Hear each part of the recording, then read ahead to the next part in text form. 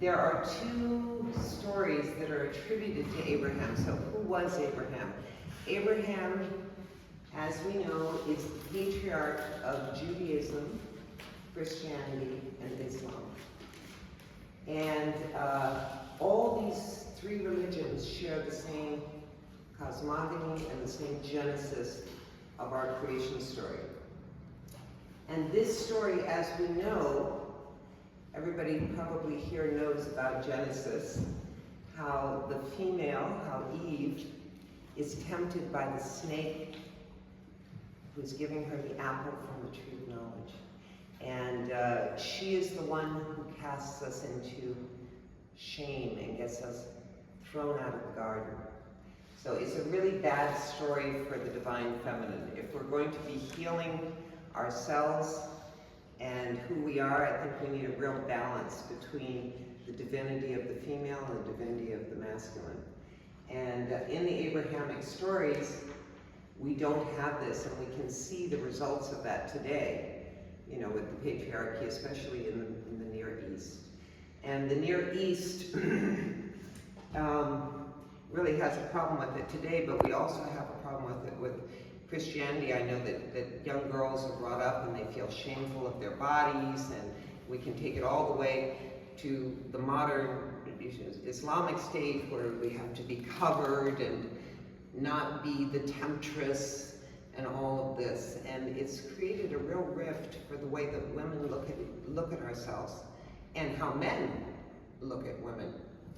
So since Abraham was the patriarch of these three religions, he was the patriarch of Judaism, which obviously came first, he was not born into Judaism because he's the patriarch. So what I'm looking at tonight is what was the worldview when he was born, and what is the second story. But first, let's look a little bit about where this story is going to take place. So this is a map of the Bronze Age Fertile Crescent. This is not a map that shows you a geopolitical, the borders of these different sort of civilizations or places. This is more to show you this area was all very fertile, and we get from this area wheels, 60 seconds in a minute, 60 minutes in an hour. We get a whole bunch of things that we use in our civilization today, and therefore it's called the cradle of civilization. And I don't really like that term because over there in the Americas you had the Mayans and the Oltecs, and they also were a cradle of civilization. There were many cradles of civilization, but for the Near East, this is the cradle of civilization. So Elam is what is today Iran. This area, where we call Mesopotamia, which is this very fertile region which lies between the Tigris and the Euphrates rivers, is Iraq. And as we move up into the Levant, we have Turkey, which was called Anatolia, basically, and Syria, Lebanon, all that stuff, down into Israel, Palestine, which was called Canaan, and all the way into Egypt, which was called Kemet during the Bronze Age. And this story is basically, I'm sorry about that little red thing, it's because this was online when I had it moving around. This, and right here is Saudi Arabia, which is also part of the story. And Kemet, for example, at some point during the Bronze Age, it became huge, and these are definitely, this is not just Kemet right there. As I said, this is the Fertile Crescent. So this is to just give you an idea of where the story of Judaism took place, was in this area. And this whole area during the Bronze Age was very balanced, if not matriarchal in many places. And we're going to look at that. So I want to start this story. Wow, is that a bad image? No wonder you felt bad. Where's Oriel? It like really looks bad there.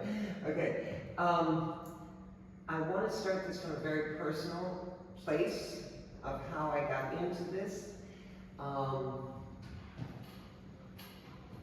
I always felt that if I am part of an omnipresent being. What does omnipresent mean? Omnipresent means in every aspect of time and place. It's everywhere. So if it's everywhere, it includes all of us, right? And if this omnipresent being was to split into a polarity of male and female, wouldn't it make more sense if the male came out the female, instead of the female coming out of penis, it would come out of womb, right? And therefore, for this simple logic, when we first get mythical writing in the 3rd millennium, we have the female as the creatrix. And we're going to look at that. And it's also very archetypal. All over the world, we also have triple goddesses. So would it come out 3 wombs? So according to this other Abrahamic book called Sepher Yetzirah, Sepher means book, and Yetzirah means formation. In some translations, it's creation, but it really means formation. But it's the book of creation and our formation in this experience of life and death. And in this book, we have 3 mothers who birthed the first 3 fathers. Oops, let's decide to take off without me. We have 3 mothers who birthed the first 3 fathers. Now, I put out a book in 2015, and in 2016 I started studying the Sepher Yetzirah. But exactly 7 years before I painted this painting of a triple goddess, and completely intuitively, I decided to have one goddess blowing breath, one manifesting water, and one manifesting fire. And it turns out in the Sepher Yetzirah, these 3 mothers birthed 3 fathers, and those 3 fathers are breath, water, and fire. So we talked about this last night in our roundtable about how we channel myths. Often when we're in a creative state and we're not using our brains, we're just going by intuition. We actually, as artists, channel these myths. And this is what happened. So when I discovered 7 years later this book, I was like, whoa! And then on top of it, it was from Abraham, you know? So in the actual Sepher Yetzirah, it says, the mothers Aleph, Mem, Shin, from them 3 fathers were born, and from them all things were created. So how can these 2 Genesis stories be so different if they're from the same patriarch?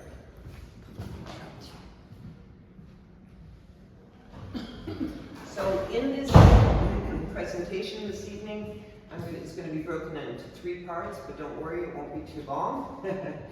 And in part 1, I'm going to give you an introduction to the Sepher Yetzirah and its mysterious cosmogony with the 3 mothers or the 3 fathers. In part 2, I will show you how the whole of the Near East, prehistorically and historically, indicate that it was most likely matriarchal. And in part 3, I'm going to compare the Bronze Age mythology with this ancient system to show how they fit together. So let's start with the Sepher Yetzirah. So it started off, we know that it was an oral and hermetic. Hermetic means sealed. It was a sealed and sort of like a mystery school. And it was a tradition that was not written down for this very reason. And so we only know about it from other people talking about it. And the first time we hear about it is in the Babylonian Talmud, which is around 450 Common Era. And we hear that there are these rabbis who get together and they use the Sepher Yetzirah to create a calf, and then they eat the calf. Because actually the Sepher Yetzirah includes us as a co-creator and allows us in a magical way to make creation. And so we start getting printed copies of them. We get 3 copies of them in the 10th century. One of them is called the Long Recension, one's called the Short Recension, and one is called the Sadia Recension. And the Sadia Recension flips a couple of things. I I say he flips a couple of things, but that's in regards to the other two recensions, who are pretty much the same. And all three of them make a similar tree. But I'm going to tell you about the way they make the tree. So it's an esoteric system that we will see is dressed up in the theater of mythology. Because it's esoteric, it's complex for most people. And so to wrap their head around it, it's kind of like astro-mythology, which might be too complex for most people.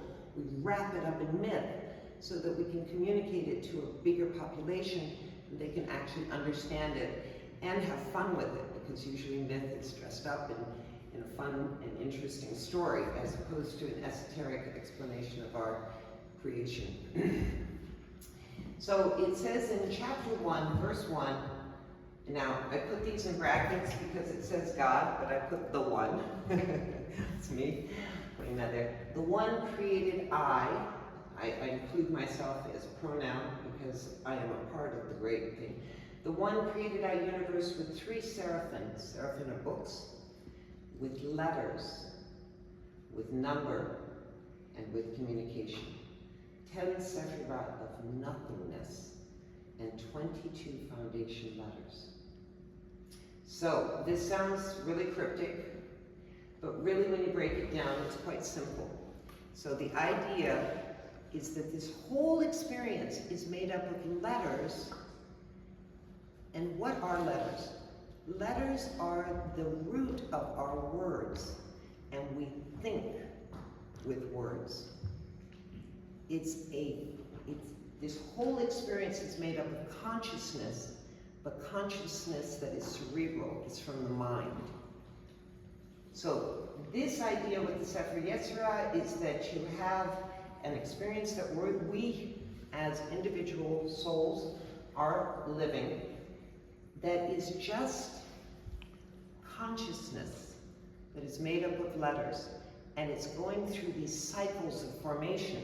Those cycles are the numbers. We tell time with numbers. You know, we can say, yesterday at 3 o'clock I met you, and tomorrow at 3 o'clock I will meet you. We can have this idea of linear time. If I am omnipresent, I'm every yesterday, every tomorrow, every now. I'm every here and every there. It's a complete illusion that I am going through time and space if ultimately I am an omnipresent being. So this experience, according to Sepher Yetzirah, is when consciousness is in the illusion of going through time and space. And we'll talk about that later. We'll get more into that later. So the 22 letters fall into 3 groups. You have 3 mother letters, 7 double letters, and 12 simple letters. 3 plus 12 plus 7 is 22. And you'll see that's important. Each one of these letters represents an aspect of time, of space, and of soul. Each one of them does. So, for example, the 3 mothers birth the 3 fathers. The 3 fathers are the manifest world. They are creation itself. And we start, the 3 mothers emanate breath, water, and fire, and together they make air, earth, and the heavens. We also know that these 3 mother letters are good, evil, and the mediator. And what's very interesting is that Shin is evil, according to not the Sadia, but to the long version. Shin is evil, and evil is equated with the head and the heavens, whereas goodness is equated with the earth and the stomach. So it's within our head and the heavens where unity consciousness gets split into the polarity of you and me. And we have the gods and goddesses that are fighting over, you know, they have egos and there's battles and there's all kinds of things. This is evil, whereas our stomach is good, where our intuition comes from. But we're in this experience of good and bad. Now so for space, they give us the basic elemental foundation of this experience, the three mothers. The seven doubles as space emanate the seven planets. Now, for anybody who studied the ancient mysteries, in the olden days, that included the moon and the sun. And you have Mars, Venus, Mercury, Saturn. I'm doing this wrong because I'm going to forget the seventh one. And Jupiter.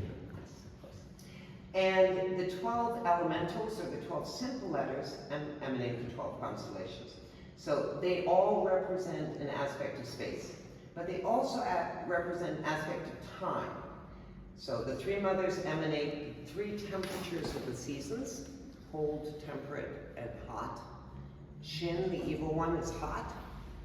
Mem is the cool one, and Aleph, who is the temperate one. The seven doubles emanate the 7 days, and the 12 symbols emanate the 12 months.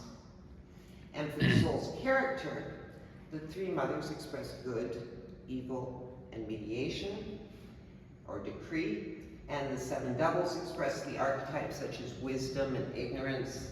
Okay, I have to just back up 1 second. For the three mothers, we are told that they stand alone. First of all, they stand alone on their own ring. And not only that, they are pure. Men will always be good, no matter where it is on the tree, how it turns, it will always be good. Whereas the double letters have a polarity, and the simple letters have a polarity. So a double letter will be wisdom, but it will also be ignorance, depending on where it is on the tree, because the letters in the Sepher Yetzirah turn, they cycle. They cycle, but that's a whole other story. Just believe me that they have a polarity within them. So you have peace and evil, wisdom and ignorance. You have things like fertility and barrenness. And then when you get to the 12 simples, they're called the directors. So they're directing the experience of 7 double letters being either evil or good. And they're doing that with sight, with hearing, with movement. They're directing the experience.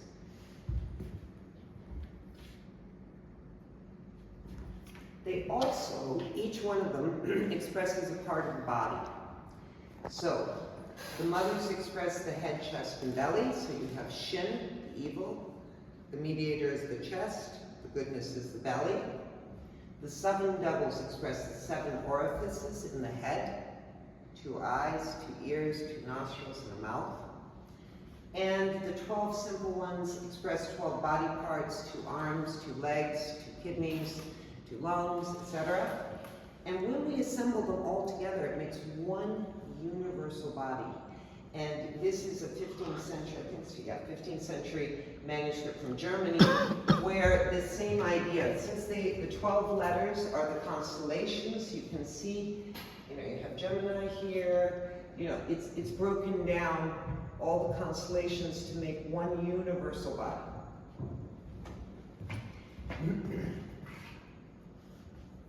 And this universal body that consists of all aspects of time, all aspects of space, and all aspects of soul, we're told has only one soul. We're told that the one combined and transposed the 22 letters, and with them, the one formed the soul of all that was ever formed and all that will ever be formed.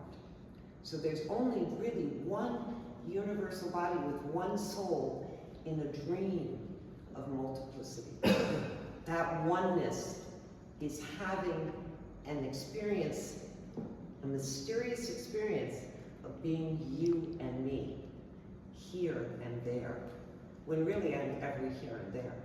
I'm every you and me. There's only one soul. I'm omnipresent. So I'm everywhere, every time. It's really illusion. So I am both the dreamer and I am the dream. And this universal body, we can all claim as our own, because we're all part of this universal body.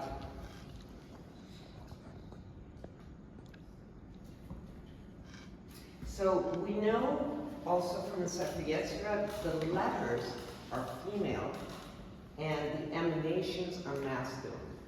So this is, of course, very different from the other Abrahamic story, where God is a male and he's creating a female creation. The Shekinah or whatever, there's many different ways to express that. So we read in chapter 3, 3 mothers, Aleph and Shin, and from them 3 fathers were born, and all, okay, it's in the other slide, but from them all things were created. And we read in the last chapter that the 3 mothers, the 7 doubles, and the 12 letters all form together to create the name Yod-He, Vav-He. Now, what's interesting is this combination of letters, the unspeakable, is actually Jehovah, Yehovah. But the simple letters on the tree are farthest from the center, where the mother is. He is not the creators. Jehovah is not the creator. It is the mother letters which are the creators, and afterwards, a new kind of deity is created to have this experience of going through time and space. And we also read that the 3 fathers and their progeny, and then it goes through them, and the last line says, a proof of this trusted witness are the universe, the year, and the soul. The fathers are the universe, the year, and the soul. They are the manifest world. And the mothers are what are creating that manifest world.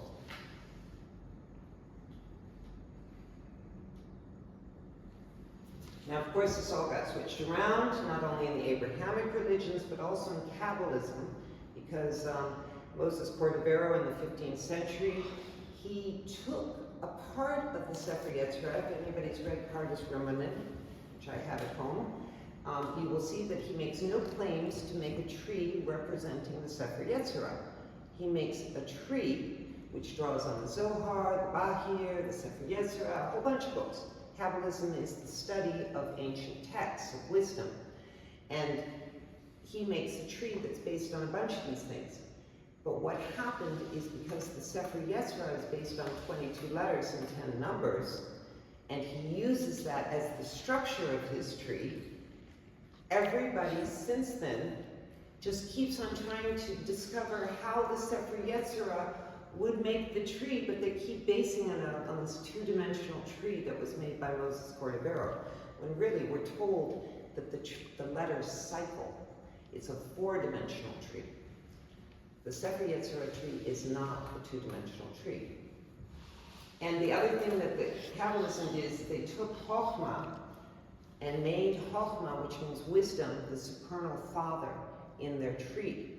But Chokhmah, if we goes back to Kings, which is in the Torah, to Kings 18, we are told that she, which is Chokhmah, wisdom, is a tree of life to those who take hold of her. Those who hold her fast will be blessed. So again, this was something that was flipped. The other thing they flipped was the numbers 5 and 6. And unfortunately for the tarot, all the Golden Dawn related the tarot to the Kabbalistic tree. But the Kabbalistic tree came out 100 years after the first tarot decks. So there's no way it was related to, it was never historically based on the Kabbalistic tree, because it came out 100 years later. And what they did, because the Kabbalistic tree switches things around, it changes the whole aspect of the tarot and how we see it. And for example, in the Sepher Yetzirah, and I was just talking to you about this outside, there is a verse which says, look up to sphere 5, where the highest, it's where you create the highest word that can be made from the letters, which is delight. There's nothing higher in this experience than joy. And that is spelled with 3 letters. And when you take these 3 letters and you put them on the bottom, which is sphere 6, you create plague or punishment. It's the worst possible place for the letters to be. So for example, a letter that is like ayin, which is laughter, it's laughter on the top, but it becomes sadness on the bottom. Nun, which is movement on the top, but paralysis on the bottom. Gimel is peace on the top, but becomes evil on the bottom. So the letters change depending on where they are on the tree. And unfortunately, instead of being 5 the highest and 6 the lowest, the Kabbalists made 6 Tiphareth. They made it the central point of beauty and grace. And they took 5 and made it Gevurah. So they switched it around. Not only did they switch that, but they also have Keter on the top and the bride Malkuth. Malkuth is the manifest world.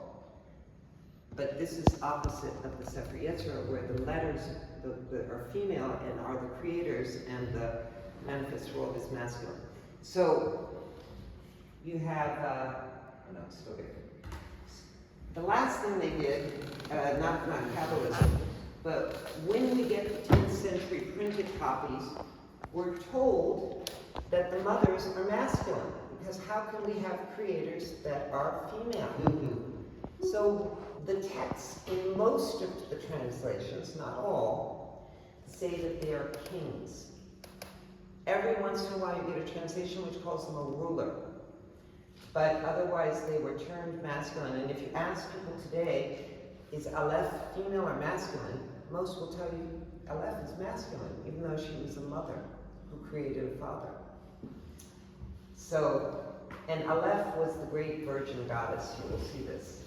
She's synonymous with the great virgin goddess. There's no way she was a guy. So, how can a mother be masculine? And how can this Abrahamic story be so different from Genesis? And where did it come from? And this is when I had to look to the mythology of the Near East, where he was born. We're told that Abraham was born in the city of Ur. Ur was originally built in the 4th millennium, and it was built by the Sumerians, who were the indigenous people at that time. Later you had Semitic tribes that came down in the 3rd millennium, and they eventually probably interbred so much that the Sumerians disappeared after a while. Their language was used for the priestly caste in the same way that the Catholics, Christians use Greek, even though they weren't speaking it, but they used it for theology. They used Sumerian. So these are the things that I started looking for. How could it be so different? And I also started looking for a cosmogony which had the divine feminine emanating or birthing the masculine world of the living God, rather than the opposite Abrahamic story of God creating the female world. The second thing I was looking for was cosmogonies which began with 3 primordial female-male pairs, and that they included in their pantheon a distinctive group of 7 and 12. And the last thing is I wanted to find an omnipresent being, because in the Sepher Yetzirah, all the letters make one being, so it's monotheistic. But it's made up of all these letters which have distinct characters. In Zoroastrianism, in the 3rd millennium, Zoroaster did something very different than the Hebrews did. They incorporated the pantheon and said, okay, Ahura Mazda, the great one being, all the other deities are just aspects of Ahura Mazda. Whereas the Hebrew gods said, oh no, they're shameful, we gotta burn the Asherahs, we gotta, they tried to eliminate all the other deities, which created a big problem over centuries and centuries. You can read it in the Bible where people are saying that they're still wailing for Dumuzi, you have the stories of the old mythology in the Torah, but they're always being told that this is bad. They're being told that these stories are bad. So I wanted to find an omnipresent being that was composed of a pantheon of deities that represented the aspects of good, bad, and neutrality. So I'm going to start off now with the second section, and I want to look at the difference between prehistory and history. Prehistory is before we have writing. Historical age enters when we have writing, so we can read what people were thinking. We're not guessing. We have to guess before there's writing. We can see symbols, and symbols say a lot. We had this talk with Oriel, how certain things, they emanate, visual images emanate certain things.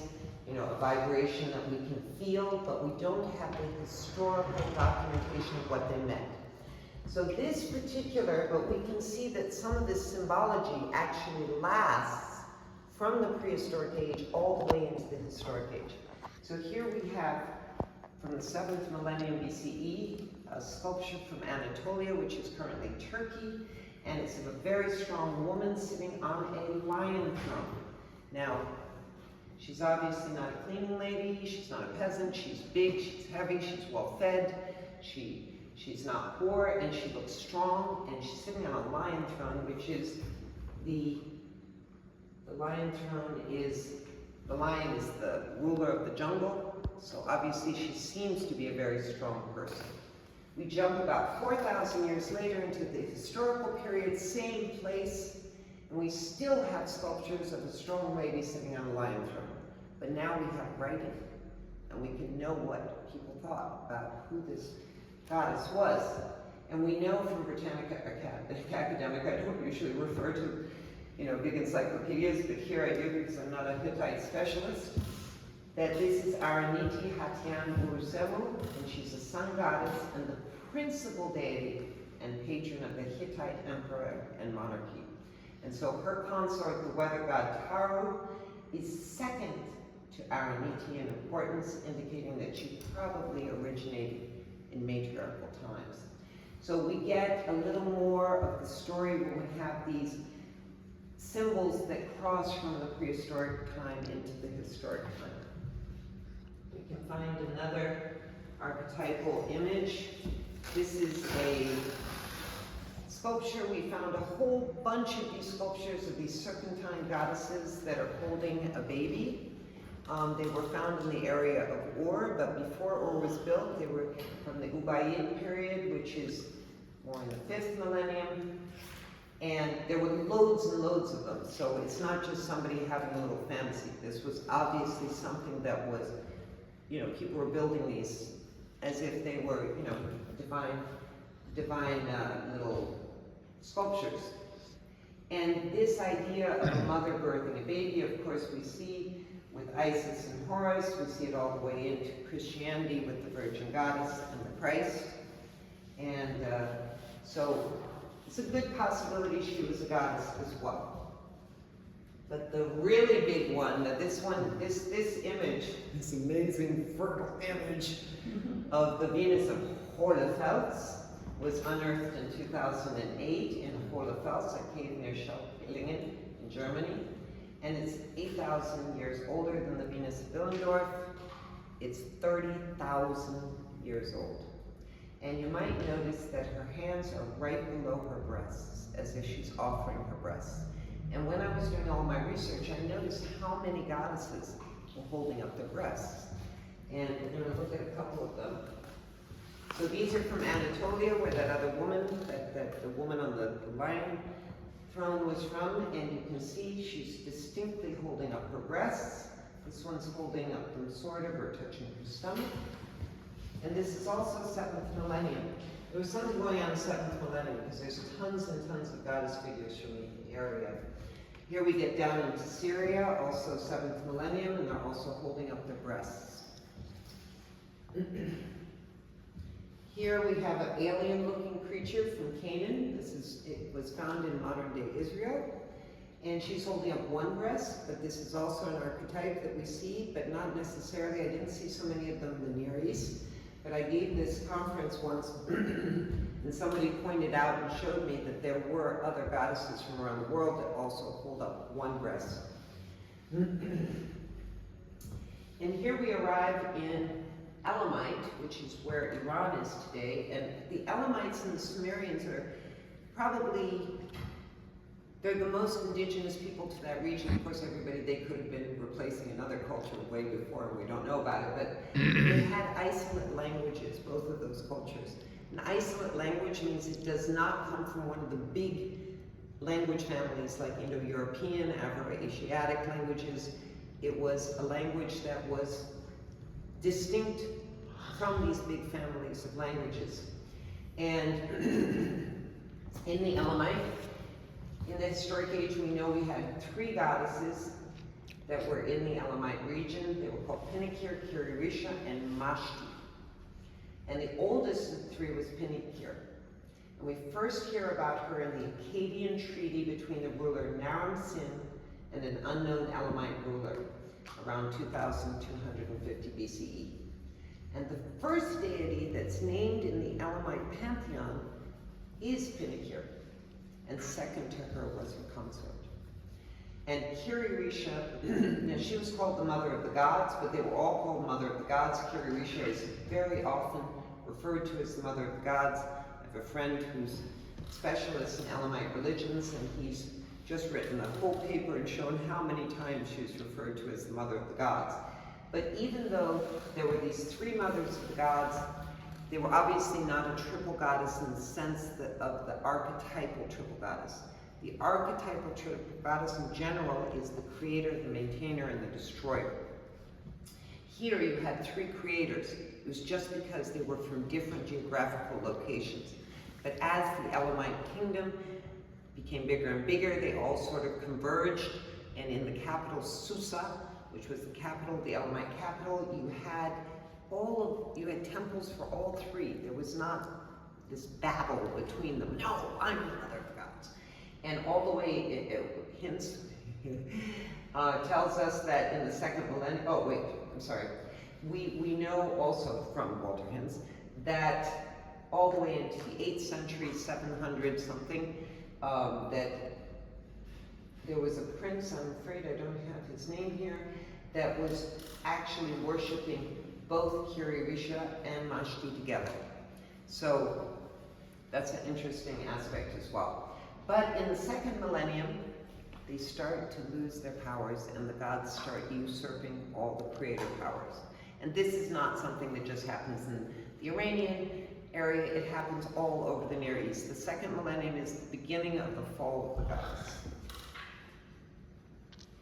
So, I think we can safely establish that the Near East, where Abraham and Judaism was born, actually respected the divine feminine. She was not trashed like she is today. She was held in reverence. She had an important place, and she was at least as important as the god, if not, in some cases, more important. I like to think everything's balanced, but I think there was a point where she was even more important. And this, by the way, is a tablet of a Sumerian worshiper offering alms to the goddess Ninhursag, which is the goddess of the mountain, who is an aspect of the great goddess Ki. We'll talk about that in a minute. And I love how he's naked, because I've always felt that in my most sacred moments, you have to go in transparent. You have to let it all go and go in naked before you meet your sacred mirror. So, what we're going to look at when we start comparing the Sepher Yetzirah story with the mythology is this very important trinity of air, earth, and heaven. In the Sepher Yetzirah, it's Aleph and her son, who is either translated as spirit or as breath, depending on the translation. I like to call them spirit breath, because the actual word is ruach, which means spirit, as far as I know. And but the breath word is very good for the alchemy of the tree. So I like to call them spirit breath. So Aleph and her son make air, Mem and her son make earth, and Shin and her son make heaven. So we hear that in chapter 3, that the three mothers, Aleph, Mem, Shin, the nature of the heavens is fire, the nature of air is spirit breath, and the nature of earth is water. And what's interesting is when we're going to look at the mythology, we don't go back as far as the nature of these things. We really concentrate on air, earth, and heaven. And we're going to look at that. So, I just put them up there as a reference, but I'm going to go back to one of the earliest mythologies. It's 2500. I think our earliest tablets are from 2900. You get some from 2900 to 2800. This one is from Abu Salamik. It's called the Iyas tablets. This is in modern Iraq. And there is a Sumerian cosmogony which starts with 3 pairs of deities, female, male, that represent, heaven, air, and earth. Exactly the same story as these 3 mothers and fathers. And we know that these 3 couples in the ES tablets, we have An, He, which is a bisexual unit. It's an undivided unit called An-Ki that has heaven, which is An, and Ki, which is earth, as one being. And later we see that He has future emanations that are in mythology as the goddess of earth, and An will always represent the god of heaven. The next couple is called Enki and Ninki, and they are the goddess and goddess of earth. And the last couple that is born is well, that's a little complicated, we'll get to that. The last couple is Enlil and Ninlil, the god and goddess of spirit air. And this is interesting too, based on translations. The word Lil, okay, we'll get to that in a second. This word N, this prefix N, actually literally means Lord or God. So if we put N with Lil, which is translated in some books as air, and there was a lot of controversy over it, and people were saying, no, it means spirit. So I call it air spirit, just like spirit breath. And so if you combine N and Lil, you get Lord of air spirit. The prefix Nin means lady or goddess, so if you combine it with Lil, it means the lady of, or the goddess of air spirit. And so when you go here, N plus Ki, and Ki is Lord of earth. Nin plus Ki means lady of earth or goddess of earth. Now, to the next one before I go on. There is a certain order of these gods coming into manifestation. What's very interesting, we're told in ES 1:14, verses 9 through 16, that Enlil has been brought forth by Enki and Ninki. And Enki has been brought forth by the mighty An and the luxuriant Ki. But there is no known ancestry in any mythology for Ninki and Ninlil, the 2 goddesses. We don't know where they came from. And in the Sepher Yetzirah, we know that Aleph is the indivisible one. Her gematria is 1. She is indivisible. She is the one, and we know that the fathers are born, but we don't know where Mem and Shun come from. Are they emanations of the one? Because everything comes from the one. Same thing here. We never know where Ninki and Ninlil come from. Are they emanations of Ki directly and unborn, just emanations? So it's an interesting thought. There's no mythology. And I've been working with an Assyriologist named Jan Liesman, who wrote a book called Cosmogony, Theogony, and Anthropogony of Sumerian Texts. So cosmogony means the beginning of the cosmos.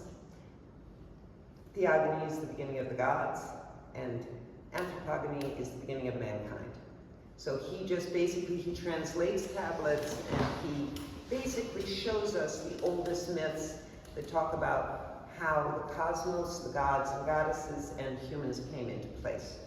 And he told me that there is no myth that gives you an origin of An-Ki. An-Ki is the primal unit. They are the beginning, the source of all things.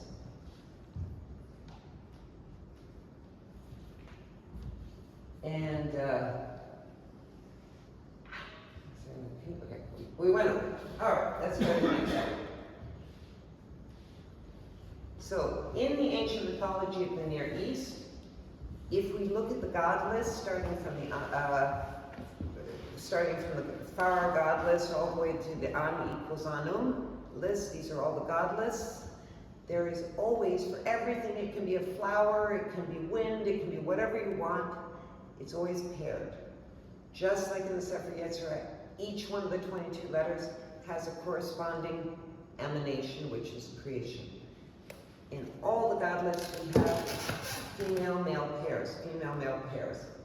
Now this happens to be Inanna and, well, it's probably Ishtar and Tammuz. It's probably not as old as Sumerian, this looks more Akkadian. So it's Inanna and Tammuz. No, Tammuz, that's a mistake, excuse me. Just noticing that. So all the way down, she represents fertility, and her consort is the actual fertile world. By the time we get into the 3rd millennium, the goddesses get dropped out, and we all think of just An, Enlil, and Enki. They become the big three. And we don't hear about Ninlil and Enki and all those guys. The women just started getting dropped off out of the stories. And W.G. Lambert is a very famous Assyriologist. He translated many, many books, many tablets, and he writes the order He, which is Earth, the female one, An, female male, is typical of the 3rd millennium rather than the 2nd, and speaks for the antiquity of the traditions that inform the list. So the older the list is, the more importance the female has. As we go into the 2nd millennium, we start losing the importance of the goddess. But in the 2nd millennium, when Zoroastrianism comes about, which is the first monotheistic god we believe, we also, and also Babylonian Marduk, we have the Enuma Elish, which is the big epic story for the Babylonians. And if you read that, you'll see that Marduk starts usurping all the gods' powers. There's no more goddesses in the story except for the ones that are being trashed. But he starts usurping, and he says, Ea, who is Enki, it's the Akkadian Enki, says, you'd make a better Ea than me. You can, and Lil gives him his powers. Everybody gives him his powers. So there was this whole new trend of monotheism that starts happening in the 2nd millennium. And at the same time, even though the goddess is dropping out of the stories, we get a monotheistic type of goddess. And she was originally called Namu. She became known as Nama later. And we find in the old Babylonian god list, TCLXB, or the Granuic list, which is 2nd millennium, we discover that there is Amatud Anki, which literally means mother who bore sky and earth. And if we look a little bit later at the An equals Anum, Old Babylonian list, we discover that this title is associated with the goddess Nama, or Namu. And she is the personified or the deified version of the Anger. Now, the Anger is the Sumerian word for the Apsu, or the Absu, which is the Akkadian word for the same thing. And we know this because the Akkadians did a lot of bilingual texts, so we have direct translations of the Anger, and is absolutely synonymous with the Absu. And that's important for later. So she is a goddess that's existed since the very first fire god list from 2900 BCE.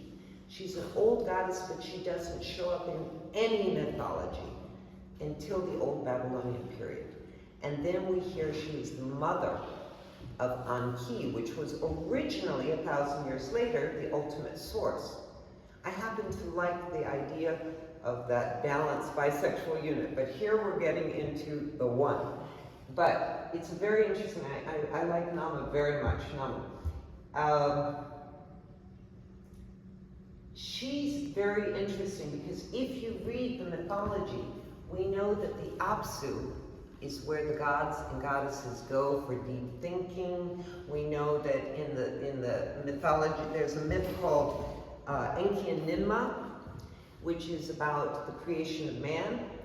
And in this myth, Nama says to 7 birthing goddesses, I want you to take the clay from my body. She says, take the clay from the Apsu, and you're going to make the first human from this clay, and they help her birth that clay. They help her birth it, but it's from her body.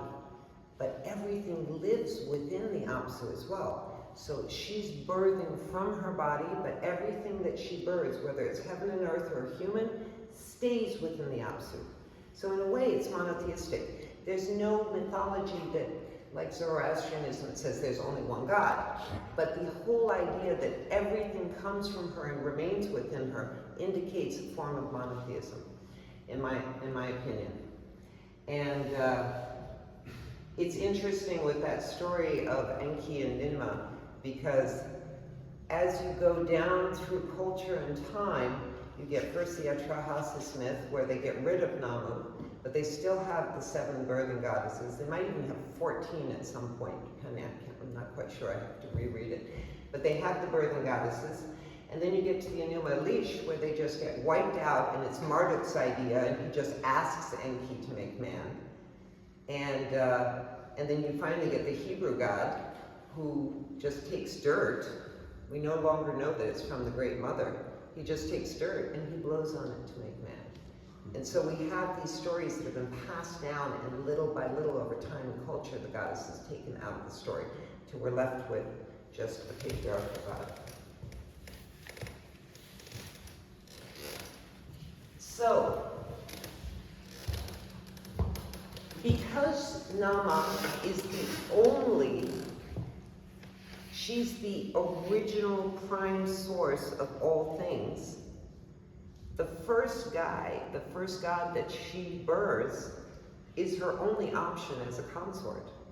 She doesn't have anything else, it all comes from her. So inevitably, her son must become her consort. And this idea of the goddess having her son as her consort is not only seen in the Sepher Yetzirah with her left mem shin, but also in this mythology.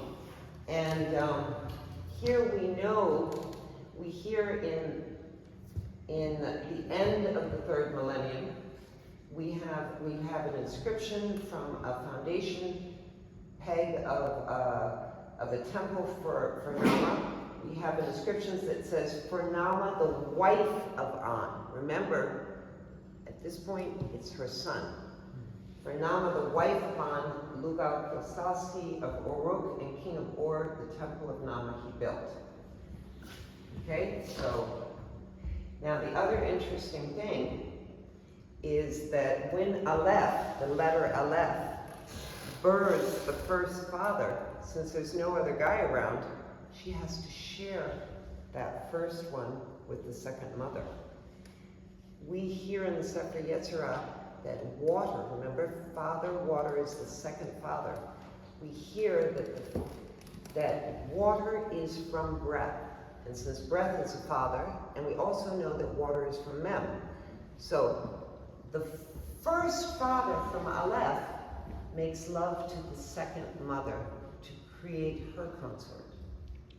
And this we see as well with the story of Nama, because even though she takes on as her consort, they don't make any babies together. There is no mythology anywhere. I've checked this with Jan Leisman, who's such an expert. There is no mythology which has Nama and her consort creating a child. She is the sole virgin mother, just the same way Aleph is. This is a different type of virgin mother than the Christian virgin mother, because the Christian virgin mother has to go to God to be impregnated, right? She's impregnated by God. Here, there is no one to impregnate her. She is the source.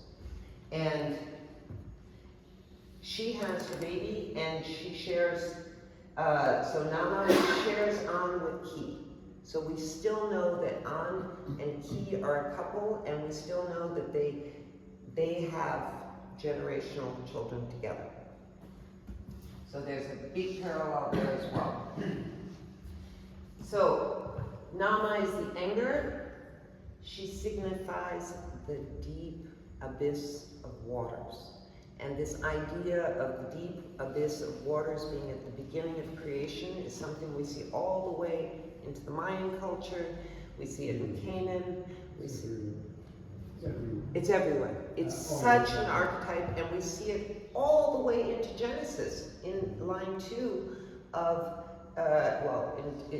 where we're told that God is the law is on the waters, but the waters have the etymology of TMT, which is Tiamat, the goddess of the great waters, Babylonian, Tiamat, which is the Canaanite goddess of the great waters. Those all have the same etymology. They have the same root of TMT, and sorry, and it goes all the way down into Genesis. So yeah, the Ugaritic. So this Robert Stiglitz says in his paper called Cosmogony that that Ugaritic Tahamatum is now traceable to the much earlier texts of the early Bronze Age, unearthed at Ebla, Tel Marduk in northern Syria, and it's datable to the mid-3rd millennium BC. So a reasonable supposition is a primordial pair of entities named Abyss and Heaven were rooted in very ancient Syrian Canaanite cosmology, or cosmogony. And you see there's so many more, and actually I do talk about it in the book. This is just one quick one. What's interesting is that the great waters is not how it starts with the Sepher Yetzirah. It's Mem, the second mother. She's born in sphere 2. No, she's not born in sphere 2, excuse me. She's born in sphere 3. Shin is born in sphere 4. So it is with Mem and water that the 3-dimensional world and the earth is created. In chapter 1 of the long recension we read, with them, meaning Mem and water, engrave, and here I'm not using God and I because as Arya Kaplan says, some translations do not even use pronouns and the name of God, they go straight in, and he translates the short version that way. So I'm using it that way. With them, Mem and water, engrave and carve chaos and void, literally tohu bohu. So this is also something we see all the way into Genesis. Clay and mire, make them like a garden bed, carve them like a wall, and cover them like a ceiling, and pour snow over them, and dust was made. It is thus written, for to snow, I said, become earth. So, in Aleph and Breth, they make a 2-dimensional world. They make the east-west, north-south. But when Mem comes along, she makes a below, a round, and a ceiling. So it's a 3-dimensional world and the earth. So it's through Mem and water that out of chaos, the 3-dimensional world, garden bed, walls, and ceiling is created. And it's from water snow that earth is made. So, there's a god list called An equals Anum. It's an old Babylonian list. And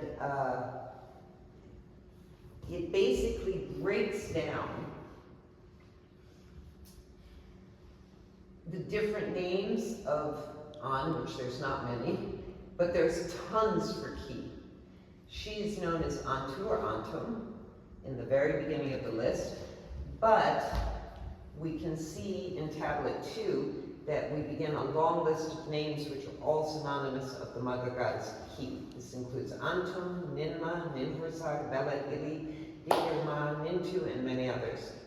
And here we see what's interesting in this particular cylinder seal.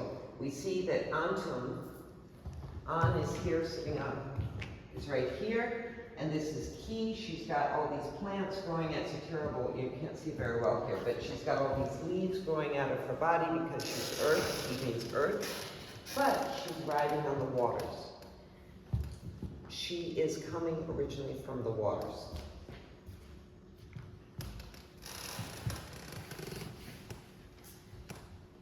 Then she becomes Antum herself becomes super popular. Right into the first millennium. She becomes very popular. We lose Nama. She disappears out of the stories, and Antum kind of takes her place. And there's a guy named Paul Alan Beaulieu who wrote Theological and philological speculations on the names of the goddess Antum, and he translates and shows that she has been called the creator of all, mother of all the gods, the totality of heaven, the Lady Manifest. So she becomes, we never quite lose her. She, you know, the goddess morphs in and out of different names, but we maintain this idea all the way into the first millennium that she is a creator.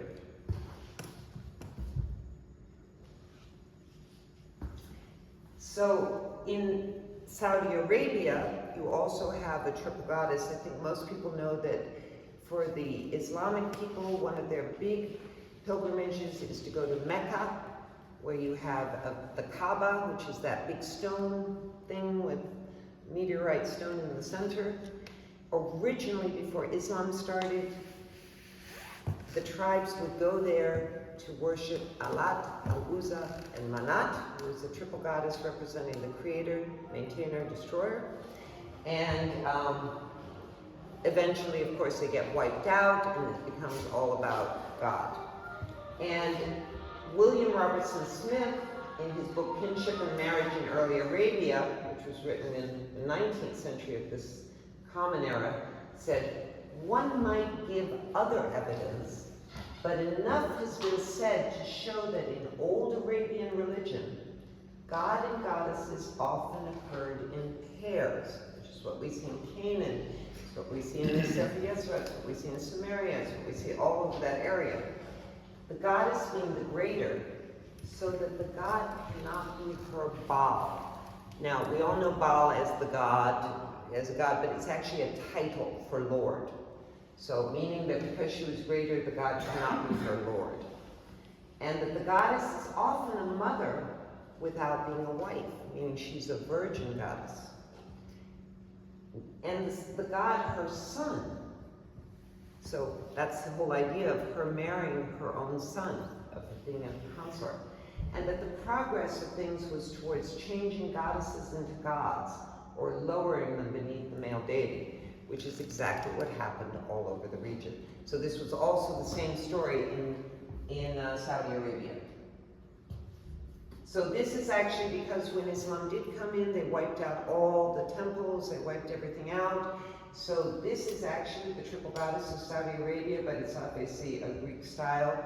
It's not done, it's not a really old original sculpture, but it's still representing Alat, Al-Uzza, and Manat.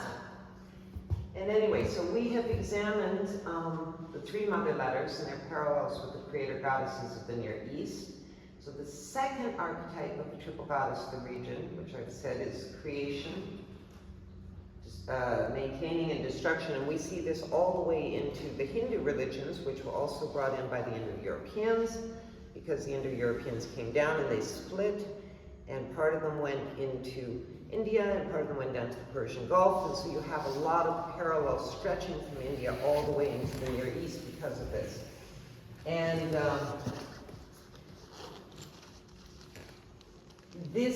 this idea of them, I'm going to get back because I've already talked about the Kaaba, but in the Book of Idols, which was written by the Islamic scholar Hisham ibn al-Kabi in the 787, the 8th century Common Era, we read that the Quraysh, who were the local tribes that lived around the Kaaba, used to circumambulate. They did the exact same thing that we do today at the Kaaba. They would go around it and say, by Allah, Al-Uzza, and Al-Manat, third idol besides, verily they are the Garani, which were the Numidian cranes. And of course, we're still circumambulating that today without their names. And so throughout mythology, we can see the slow and steady usurping of the goddess's powers. And in one conference and in my book, okay, I've already actually talked about that, so I'm going to skip that top part. So this is actually another cylinder seal. I don't know if you guys know what cylinder seals are, but basically the way that they would do printing back then is they would make a round sort of positive, they'd make their images stick off the smooth surface of the long tube, and then they roll it out onto the clay, and it would imprint right onto the clay so they could make many, many copies. It was like an early form of printing in a way. And here you have, from the Enuma Elish, probably, this is Marduk going to destroy his mother. In the Enuma Elish, he takes her body, and he cuts it in half, and he slays her like a fish, and he uses half of her body to make the earth, and half of it to make the heavens. Then he redesigns the Apsu, he remeasures it and redesigns it and puts it back, puts his mother back in the place that she used to be. She was the Apsu. And he puts her back and he says, now I am the creator of heaven and earth. And then he curses his mother for generations to come. And this is him killing his mother, who, it could be partially astro-mythology, because a lot of the demons that Tiamat creates are actually constellations from their Babylonian zodiac. So this kind of destruction of the goddess actually lasts all the way into, actually, let's get this twice. It lasts all the way, I'm going to do it from here because I can't read that, into the Christian era. We can read in Timothy, a woman should learn in quietness and full submission. I do not permit a woman to teach or to assume authority over a man. She must be quiet. For Adam was formed first, then Eve, and Adam was not the one deceived. It was the woman who was deceived and became a sin.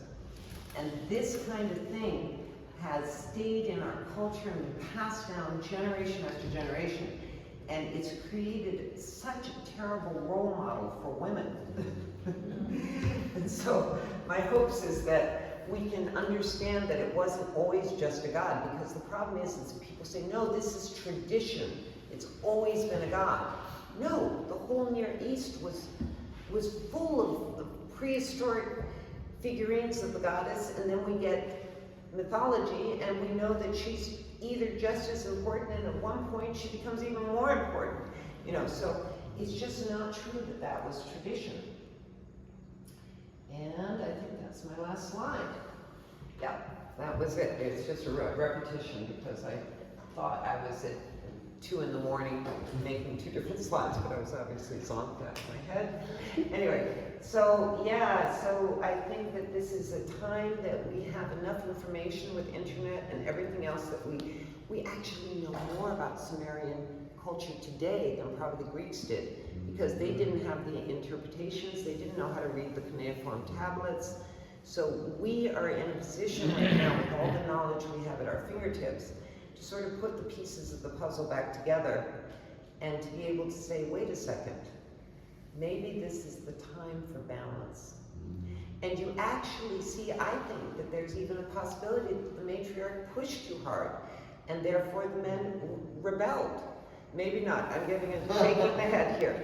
But the only reason I say that is, like, for example, in Gilgamesh, you have Ishtar trying to seduce Gilgamesh.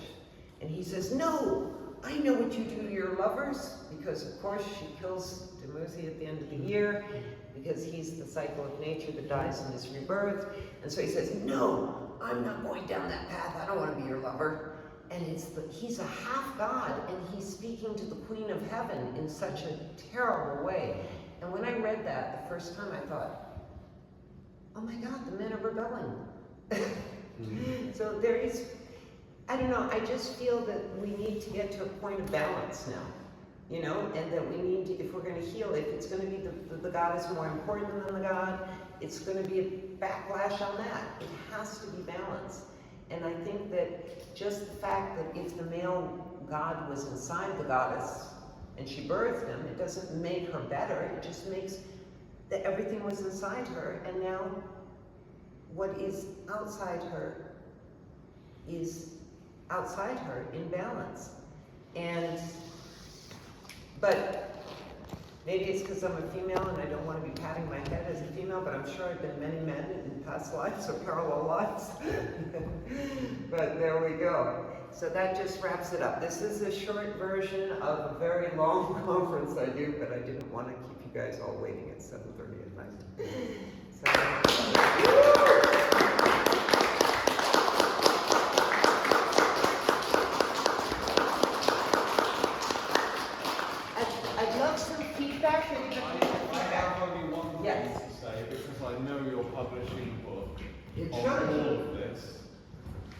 And what I have to say is, take my money already. Ah, that's so cute, Bruce. You know you're getting a copy. I just think that's amazing.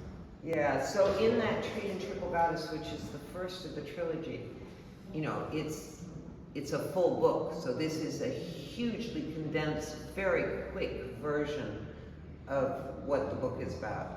And as I was explaining to you, Ron, that the second book is really about the form and the function of the tree itself, and how, like I said, I animated a four-dimensional tree, which not only, as you know, because you've read the Sepher Yetzirah, it mechanically opens 231 positions, only, not 230, not 232. It opens 231 gates because there's 231 gates for the 22 letters to make words. And I will talk to you, because I can't talk about it here because you would have to know so much background to understand it. You would be confused. But we'll talk about that later. Can I ask Yeah, definitely. You're aware that Alat, her original name was Al-Ilat, or Al-Alat. And Alat is, so it begins with an A rather than an L. So take the Al off the three goddess names and tell me what the initial letters of the three are. Right, in that case it would be Lat, U, and Uza. No, just the initial letters of each of the names. Oh. The original being Al-Alat. So it's Al-Alat. So It is Al-Alat because Al is the title for the goddess. So okay, start with the A, which is your Aleph. Yeah. Okay, what's the next letter? L? No, for the next goddess. Oh, U. U, and the third letter? M. Now what's in your house? Om. Yes. Exactly. Do you see? Wow. Do you see? That's pretty cool. It was there. It was always there. Yeah. That's why. But the U becomes a shun. So basically that's Asham. That's why they do Ashama. And Shimti, because basically Shimti is the equivalent of Manat in Canaanite and Akkadian languages. Okay. So the Western Semitic was Shimti, and she became Ashima of the Samaritans, and that's why they were considered to be pagan by the return of Jews after the Babylonian exile. Okay. And their Torah is very different from the Hebrew Torah. It's worth reading. Okay, yeah, there's a few. There's of course the Dead Sea Scrolls Sure. as well, Oh, yeah. which That's have the very same late. stuff. Very interesting. I have those at But do home. the Nagamadhi. But the only other thing is Tohu Bahu. That's basically another creation goddess. If you look her up, is Baal. Is who? B-A-U, Baal. Okay. But Tohu is from the same root as Tiamat or Yeah. Chaham. So basically, again, it's back to the primordial sea. Yeah, exactly. There's a wonderful book called the Waters of the Earth and the Waters of Genesis, the Waters of Genesis, or something like that. It's by a linguist called Sumara. Sure. You've read it? No. It's I'm going to send you the PDF. Okay. It's amazing because he takes all the etymology and he Sure. brings it from the old mythology all the way into the Torah. Sure. And you see from that very first verse where he relates the word tohu bohu, he Yeah, relates the that's word it, that's it. tahom. Yeah, Tahom is a yeah. literal, It's Tiamat. direct TMT Yeah, exactly, relationship with exactly. Tiamat and And Tahamot. she becomes Tethys in Greek mythology. Yeah. Well, all of the Greeks take a lot of this, like They do. Anki, Yeah. like that unit of Sure. Anki Sure. is separated by the last sun, by Enlil. Sure. Because he's the god of air, he Sure. separates, it's the atmosphere that separates earth from heaven. Sure. And of course the Greeks have Gaia and Uranus Sure. separated by Kronos. Sure, exactly. So, Mr. pointed that out to me the other day, Mr. Oriel. Yeah, so, because he knows so much more. I don't know that much Greek mythology. It always turned me off. It was so violent. And it was so terrible to the goddesses and stuff. I was like, ooh, you know. But I love the really old stuff, where it came from. Sure. Yeah. Yes. Wait, I'm going to record this. Can I ask you about what your take on Inanna and Dumuzi? You know that I'm really interested Yeah. in the descent of Inanna. Yeah. But tell me more about Inanna and Dumuzi and Okay. what you know about. Yeah, so it's interesting because for me, Inanna and Dumuzi are the maintainers. She becomes the queen of heaven because she's fertility. Just the same way Baal was so competitive with Jehovah because he is the storms, which maintain. His daughters are moisture, condensation, or something like that. They're the three types of waters. It's really the idea of fertility. And she relates to the letter Pe. She's the double letter Pe. The double letter Pe is the planet Venus, Friday, and fertility and barrenness. Well, it depends. Every single version has a different day for her. But it ends up being that Venus becomes Friday, right? Vendredi, Venus. We have this all the way down into our modern day that we use. Comes from Venus. And she's also fertility and barrenness. So she's maintaining. It's interesting. It's like Isis. Isis is more than just the cycles of nature. If we read, I think it's in the Dendra Zodiac. The Dendra Zodiac, originally, we have this beautiful Dendra Zodiac in the Louvre in Paris that has, all the Egyptian constellations. But it came from a temple where they actually had this whole astromyth in a linear formation around the temple. And in it, we hear that Isis holds within her body the sun, the moon, Sirius, like all these different planets. And she's kind of this... Isis, yeah, but I'm relating her back to Inanna. Inanna is also in that same way. She's really the queen of heaven. And it's interesting because when she gives up, just for everybody her story in a very quick nutshell is that she decides that she's the queen of heaven, she's fertility, she's got all this stuff going for her, but she wants more. She wants her sister's underworld as well. But her sister is clever, and her sister knows this. So she tricks her and makes her take off, makes her go through 7 gates where at each level she takes off part of her clothing until she arrives naked and it's all is seen. But she still tries to take her sister's throne. And she gets condemned to death. But she already figured this might happen, so she's got a plan.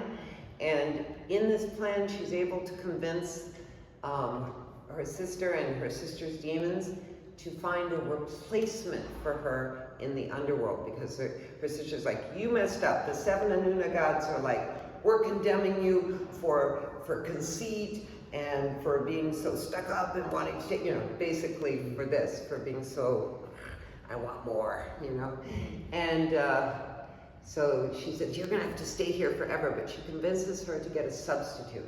So she goes with the demons up back into the world, and they come to her scribe, and they're like, we'll take her. And she's like, no, that's my best friend, and she's my scribe, and you can't take her. So then they go along, and they go to her kids. No, you can't take her. You can't take my children. They're my loves. You can't take them. And then they get back to her palace, and there is Dumuzi sitting on her throne, not missing her, but enjoying the regal throne. And she's like, take him. Yeah. And so they take him and bring him down to the underworld. But then everyone gets sad. His mother's crying, his sister's crying, and eventually Inanna herself is totally blown away. She's so upset that they decide to get her back. And in the long run, Geshtinanna, his sister, which has the name Inanna in it, Geshtinanna, it's amazing, says, I will take half the year and he can take the other half. And in the Hebrew and Islamic calendars today, Tammuz is the month of the solstice. Yeah, exactly. It's when he comes back. And in the zodiac, Tammuz was also a constellation that was seen at the time of the solstice, all that stuff. So it's all related. So which half do they both take? What's that? Which half? Who takes which half? So they split. Geshinana and Dumuzi have to but split. which takes what part of the Okay, year? so Tammuz or Dumuzi comes back in at the solstice.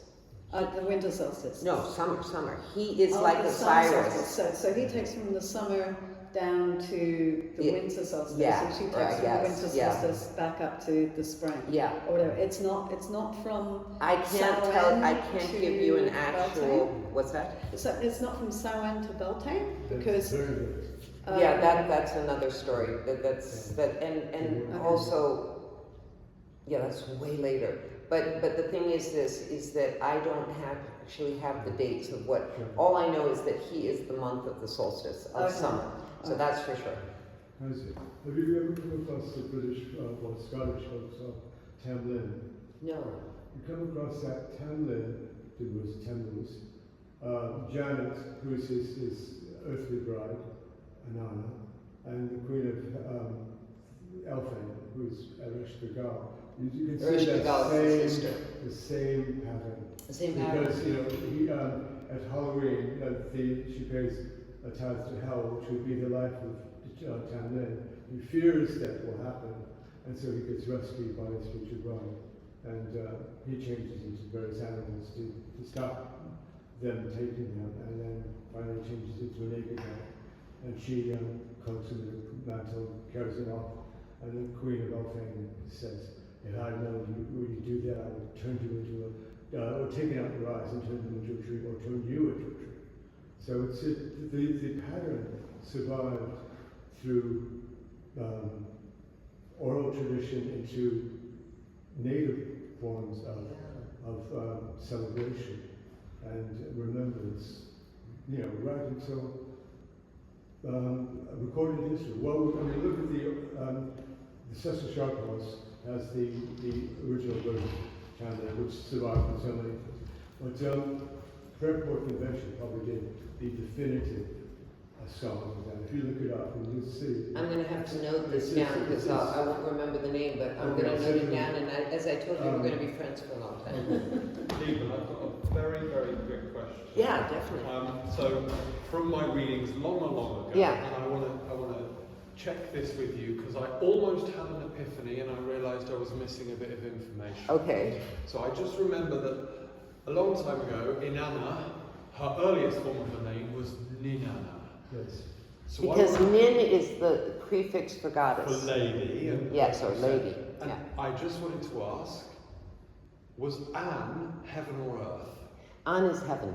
There we go. Lady of earth. Okay.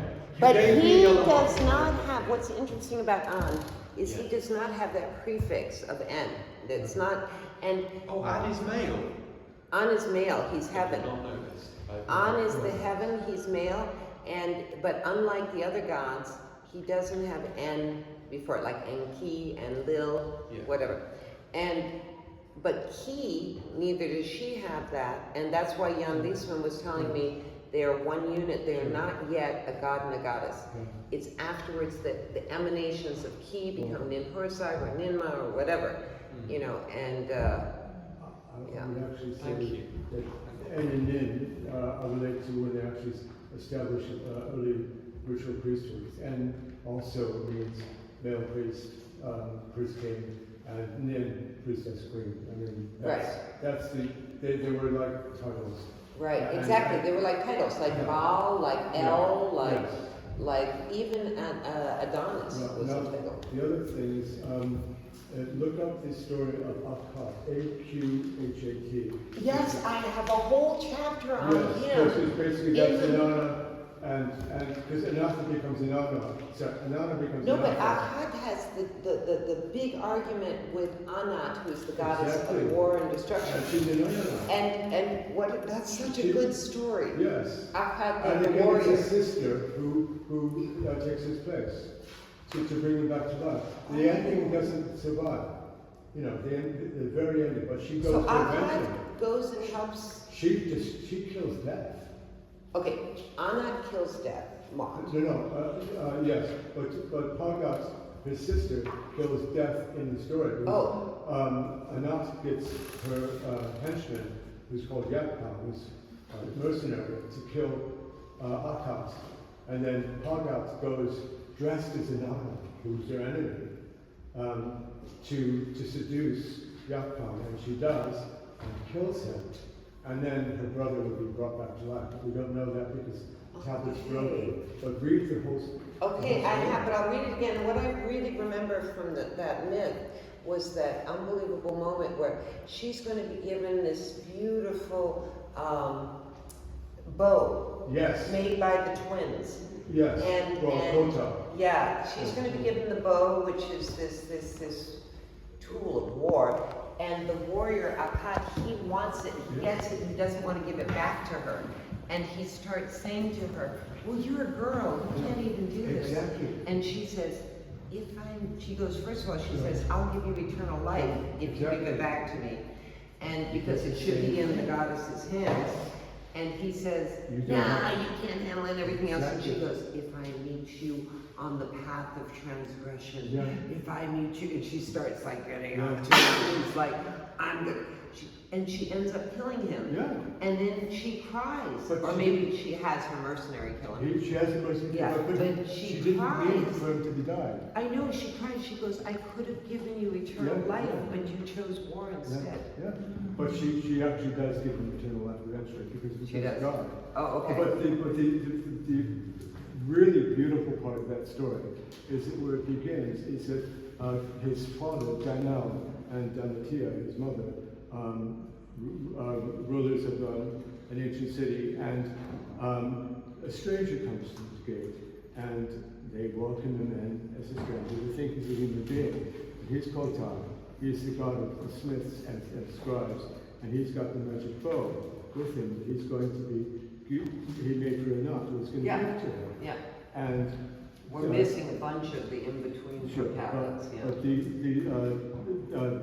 Daniel, he's the original Daniel of the Old Testament before the second Daniel comes in, which is, it's odd that he survived in the Bible as the Canaanite Daniel as well. Anyway, but what he's greeted with a stranger, a mysterious stranger, and says, I don't know who you are, but I make you're my guest, and first I will pour a libation to the gods of your people. And that act of generosity so impresses Kotai. He says, your gift deserves another gift, so I give you the bow. So there wasn't he didn't need to do that, and so that basically and that creates a conflict. That creates the conflict. Yeah. But because the bow is the silver bow of the moon, and some of this survives in the story of Artemis and Apollo, because Apollo inherits that silver bow. That's why in the Greek tradition it's called Lord of the Silver Bow. It's that same story. It just filters through different cultures. It survives. The whole key is find the continuity. You find continuity, you're getting close to the real truth. Yeah, exactly. Because it will live on other parallel. Because it is archetypal. Yes, exactly. With the tools, longings, and Yeah. And I almost wrote a fictional. What's that? I almost wrote a fictional story About that? In that the bow is actually formed from the rib of a young lion, and it should never have been taken out of the body of the lion, and the lion is crippled by it, and so it's really tragic. Did you know that there's a goddess in the, I forgot her name now, she's in something, but she's in the myth of Enki and Nimba, and she's the goddess of the rib. Ninti. That's it. Right, yeah. She's the goddess of the rib, and she gives life, which of course, take the ribs from Adam and Eve. That's right. Yeah. Samuel Noel Kramer was the first to figure that out, Yeah, and because that's really the Adam and Eve story, but on its head. Yeah, because exactly. it's Enki who's the transgressor, and his greed and his wanting to consort with so many different women is why he gets pushed out of the garden.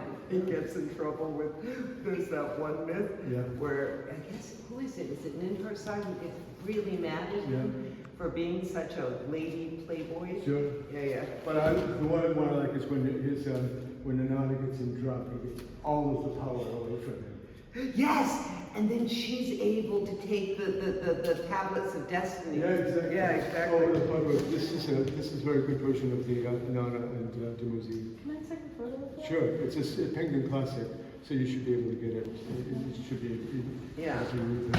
And it does it in poetic form as well. Is that Samuel Noah Crane? No, but I think he was involved slightly with that, and then he was involved in the second one. That's Diane Waldstein. Yeah, he was. Yeah, she the did. Waldstein I is the have other her one. version Yeah, of the hymns yeah. of Inanna. Oh yeah, Where yeah. it starts off, she's a